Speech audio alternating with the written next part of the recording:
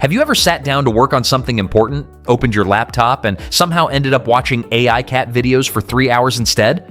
Or maybe you've been putting off that one task for weeks, even though you know it would only take 30 minutes to finish? We've all been there, and today we're going to figure out exactly why our brains do this to us and how we can finally break free from the procrastination trap. Okay, let's be honest here. Procrastination is basically a universal human experience at this point. Whether we're avoiding that work presentation, putting off cleaning our room, or delaying that important phone call we've been dreading, procrastination has this sneaky way of creeping into our lives and messing with our productivity. But here's the thing that might surprise you. Procrastination isn't actually about being lazy or having poor time management skills like most people think. Yes, you heard that right. There's actually some fascinating psychology behind why we procrastinate, and once we understand what's really going on in our brains, we can start tackling this problem at its root. And in this video, we are going to talk about the real reasons behind procrastination and give you some practical tools that actually work. So if you're tired of feeling guilty about putting things off and ready to take control of your productivity, stick around because this might just change how you think about procrastination forever. So, what procrastination really is? Well, before we jump into solutions, we need to understand what procrastination actually is because it's not what most people think. When we procrastinate, we're not just being lazy or disorganized, there's actually something much deeper going on in our minds, and recognizing this is the first step to solving the problem. Procrastination isn't a character flaw or a sign that we're bad at managing our time. Instead, it's often our brain's way of protecting us from something uncomfortable or overwhelming. Close your eyes and think about it. When was the last time you procrastinated on something you were genuinely excited about? Probably never, right? We don't put off things we love doing. We procrastinate on things that make us feel stressed, anxious, or uncomfortable in some way.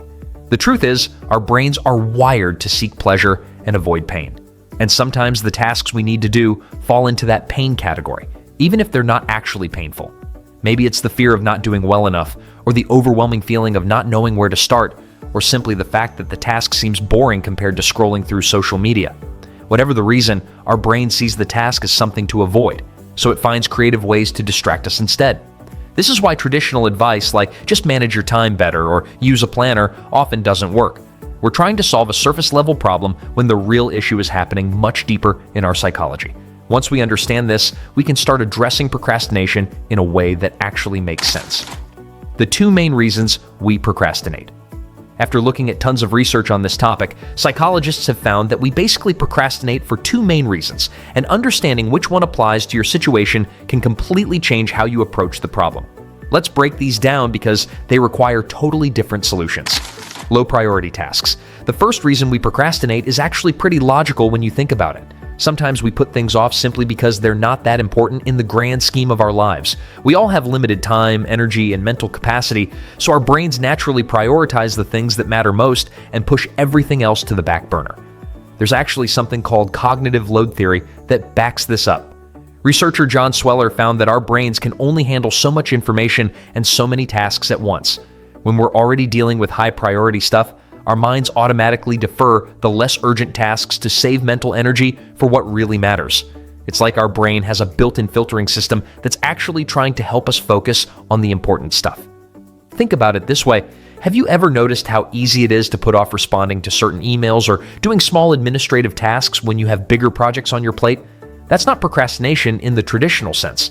That's your brain doing exactly what it should be doing by focusing your limited resources on the things that will have the biggest impact. The problem comes when we feel guilty about this natural prioritization process. We beat ourselves up for not getting to everything on our to-do list, even when some of those things weren't really that important to begin with. Understanding this can actually be pretty freeing because it means you're not broken or lazy, you're just human. The second major reason we procrastinate is much more complex and honestly, much more common than we'd like to admit. Fear and avoidance. This happens when we avoid important tasks not because they're low priority, but because they trigger some kind of fear or anxiety in us. This type of procrastination is what psychologists call fear avoidance, and it's incredibly powerful. When we're afraid of something, whether it's fear of failure, fear of judgment, fear of not being perfect, or even fear of success, our brains instinctively try to protect us by avoiding the situation entirely. It's like our internal alarm system going off and saying, "Danger ahead, let's do something else instead." Research by Piers Steele shows that procrastination often serves as a way to cope with emotional discomfort. When we avoid taking action on something that scares us, we get temporary relief from that anxiety. The problem is, this relief is only temporary, and in the long run, avoiding the task actually makes our fear stronger, and the task seem even more intimidating than it originally was. This creates what we call the procrastination fear cycle. The more we avoid something, the scarier it becomes in our minds. The scarier it becomes, the more we want to avoid it. And round we go, sometimes for weeks or even months, turning a simple task into this huge, overwhelming monster in our heads. The tricky thing about fear-based procrastination is that we're often not even aware that fear is driving our behavior. We might tell ourselves we're just not in the mood, or we need to wait for the perfect time, or we need to do more research first. But underneath all those excuses, there's usually some kind of fear lurking around. Now you might be thinking, okay, we get it, but how do we actually stop it? How to actually stop procrastinating. Well, now that we understand why procrastination happens, let's talk about how to actually deal with it. The key is figuring out which type of procrastination you're dealing with, because the solutions are completely different. Dealing with low-priority procrastination. If you're procrastinating because something genuinely isn't that important, the solution isn't to force yourself to do it. Instead, you want to get really honest about what actually matters and what doesn't. This means being ruthless about your priorities and accepting that you can't do everything. One way to do this is by using what's called the Pareto principle, which basically says that 80% of your results come from 20% of your efforts. So instead of trying to tackle your entire to-do list, focus on identifying that crucial 20% of tasks that will actually make a difference in your life or work. You can also try reframing how you think about the tasks you're avoiding. Instead of saying, "I don't have time to do this," try saying, "I didn't prioritize this."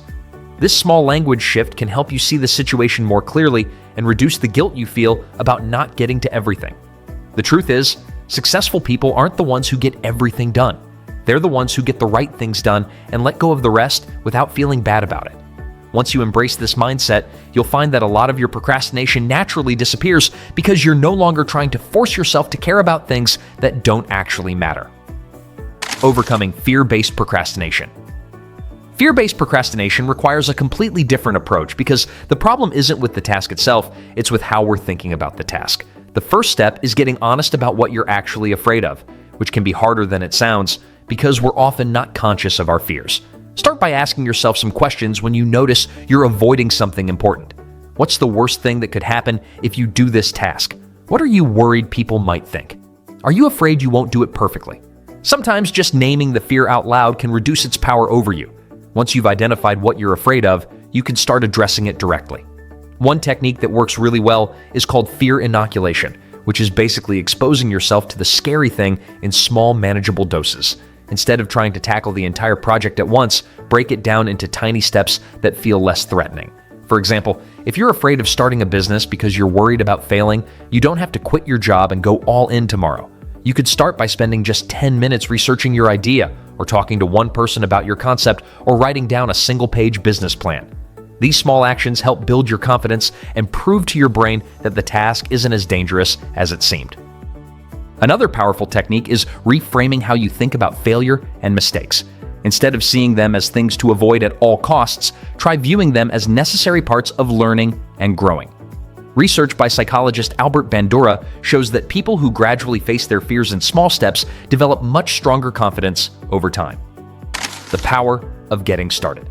Here's something interesting that applies to both types of procrastination. Often the hardest part is just getting started. Once we begin working on something, it becomes much easier to keep going. Psychologists call this the Zeigarnik effect, which basically means our brains have a natural tendency to want to finish things once we've started them. So instead of committing to finishing an entire project, just commit to starting it for 5 or 10 minutes. Tell yourself you'll work on it for just a tiny amount of time, and then you can stop if you want to.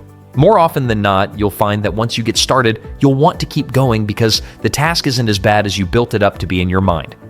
Lastly, the most important thing to remember is that procrastination isn't a character flaw or a sign that you're lazy. It's a normal human response to either having misaligned priorities or feeling afraid of something.